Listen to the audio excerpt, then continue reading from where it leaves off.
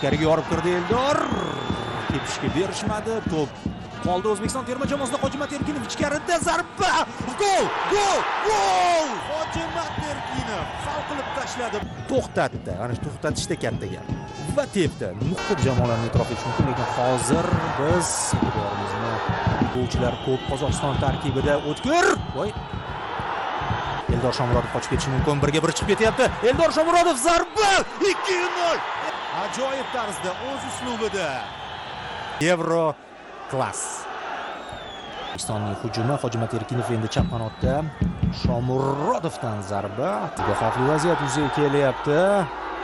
Zarba yo'llandi. O'tkir Yusupov super save. Donchasiga burilib kiryapti. Zarba berish imkoni bor. Shomurodovda tepdi.